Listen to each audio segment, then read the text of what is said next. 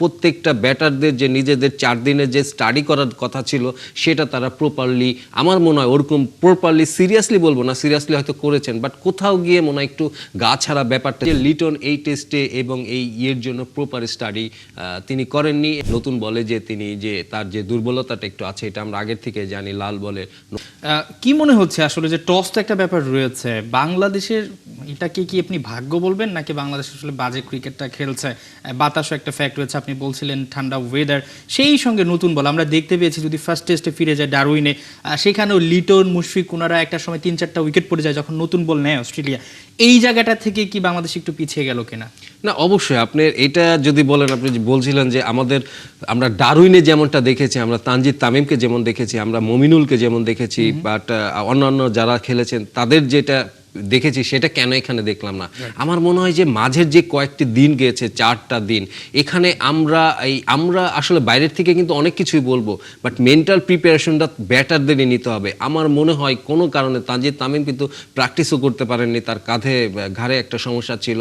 এবং সাদমানকে আমরা দেখেছি তিনি আগের টেস্টে কিন্তু স্টারকে মোটামুটি ঠেকিয়ে দিতে পেরেছিলেন, এদিন কিন্তু তার সেই সুযোগটা তিনি পান, মানে তিনি সেটা করতে ফ্লিক করতে গিয়ে আউট হয়েছেন। আমার মনে হয় যে এইখানে তাদের প্রত্যেকটা ব্যাটারদের যে নিজেদের 4 দিনের যে স্টাডি করার কথা ছিল সেটা তারা প্রপারলি আমার মনে হয় ওরকম প্রপারলি সিরিয়াসলি বলবো না, সিরিয়াসলি হয়তো করেছেন, বাট কোথাও গিয়ে মনে হয় একটু গা ছাড়া ব্যাপারটা ছিল যে আমরা একটা জিতে গিয়েছি, এইটা আমরা হয়তো পেরে যাব, ওদের তো আমরা হারিয়েছি, এমন একটা শঙ্কার কথা কিন্তু অ্যালান ডোনাল্ডো বলেছিল যে তোমরা কিন্তু এই ব্যাপারটা মাথায় এনো না। আমার মনে হয় যে কোনো কারণে তারা অস্ট্রেলিয়া স্টার্ক বলেন কিংবা বলেন হ্যাজেলউড, তাদেরকে কিন্তু তারা প্রত্যেকটা ব্যাটসম্যান সেভাবে স্টাডি করে না। আপনি দেখেন 2টা ব্যাটসম্যান আমি দেখলাম যে মমিনুল এবং তানজিদ সম্ভবত তারা জায়গায় দাঁড়িয়ে পাটা বিন্দুমাত্র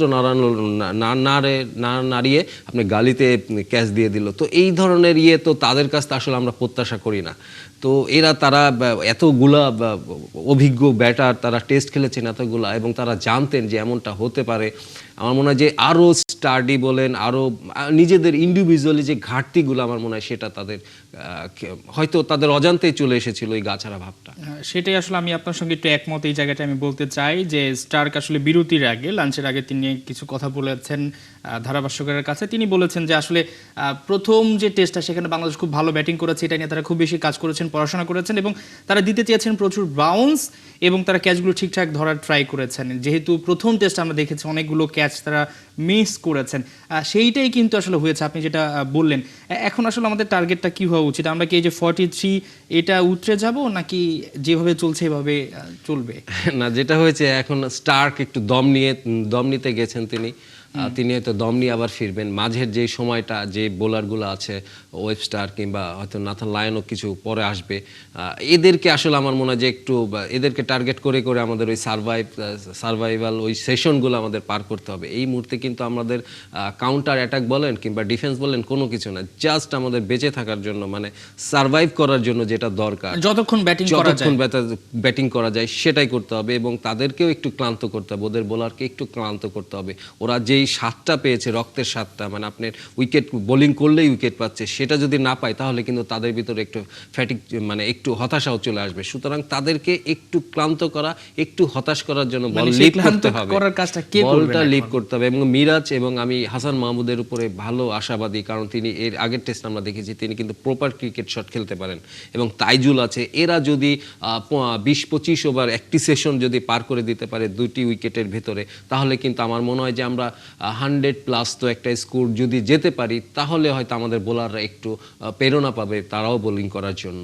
সঞ্জয় সাহেব একটু এই জায়গাটা বলতে চাই যে আমাদের এখানে এমন এমন ক্রিকেটার রয়েছেন তারা অনেকগুলো টেস্ট খেলে ফেলেছেন, এই ধরনের মুহূর্ত টেস্টে আসবেই। তো সেই জায়গায় কি আরেকটু দায়িত্বশীল ব্যাটিং দরকার ছিল কিনা? এবং একই সাথে যদি বলি একটু হালকা ঘাস রয়েছে, এবং স্টার্ক যেভাবে উইকেট নিচ্ছিলেন সবাই ট্রাই করেছিলেন। এবং একটা ব্যাপার হচ্ছে যে এই যে উইকেটটা, এটা একেবারে আমাদের কাছে অচেনা ড্রপ ইন পিচ আমি যদি বলি, এবং এখানে প্রথমবারের মতো ইন্টারন্যাশনাল টেস্ট হচ্ছে। সব কিছু মিলে সিনিয়রদের আরেকটু বেশি পড়াশোনা করে আরেকটু দায়িত্ব নেওয়া উচিত ছিল কিনা? অবশ্যই আপনি মুশফিক কিন্তু চেষ্টা করেছিল, তিনি 42 বলস মনে হয় খেলেছিলেন, মানে অনেক চেষ্টা করছিলেন যে কিভাবে কি করা যায়, কিন্তু যে বলটিতে তিনি আউট হয়েছেন একটু সুইং করেছিল এবং বলটা হাফ বলির মতন ছিল কামিন্সের। আমার মনে হয় যে এখানে মুশফিক পুরোপুরি ব্যর্থ হয়েছে, তার ওই সুইংটা বুঝতে পারেননি। বাট আপনি যেটা বলছিলেন যে তার মতন ক্রিকেটার তিনি চেষ্টা করেছিলেন, পারেননি। আমি সবচেয়ে বেশি হতাশ হয়েছি লিটন দাসকে দেখে। তিনি কিন্তু আপনার আগের টেস্টেও কিন্তু তিনি রান পাননি এবং এখানেও একটি লাইভ পেয়েছিলেন, স্লিপে একটি সহজ ক্যাচ তার ফেলে দিয়েছিলেন। তার পরের বলটিতেই তিনি কিন্তু এলবিডব্লিউ হয়ে গেলেন এবং একটা রিভিউ নিয়ে অস্ট্রেলিয়া পেয়েছে।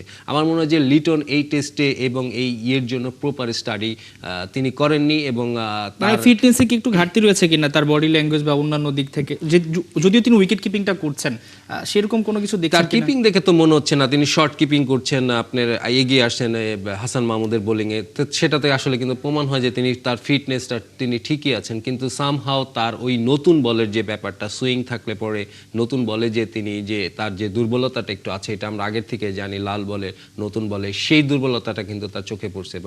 বাট কিন্তু এই জায়গাটাই এসে, এই ধরনের ক্রিকেটে এসে আসলে আমাদের যে মানে তাদের যে দায়িত্ব নেওয়ার যে ব্যাপারটা, আজকে একটা সুযোগ ছিল, সেটা আসলে তিনি পারেননি।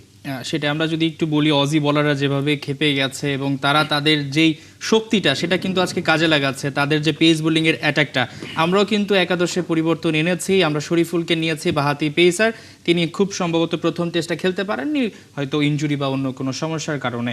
এবাদতকে সরিয়ে শরীফুলকে আনা, এই উইকেট দেখেই তো সেই একাদশটা গঠন করা হয়েছে।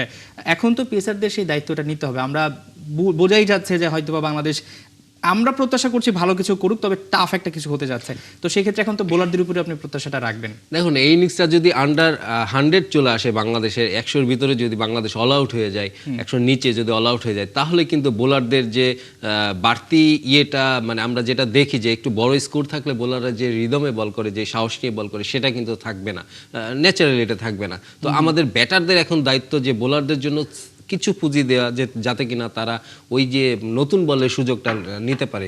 তবে এটাও মনে রাখতে হবে যে ট্রাভিস হেড কিন্তু বারবার ব্যর্থ হবে না। তাদের কিন্তু ওপেনিংয়ে যেটা, ট্রাভিস হেড কিন্তু আগের টেস্টে রান পায়নি। সুতরাং ট্রাভিস হেড যদি দেখেন যে বাংলাদেশের আন্ডার 100 বাংলাদেশের ফার্স্ট ইনিংস, তিনি কিন্তু ওইখানে একটা জাতা করে দিতে পারেন।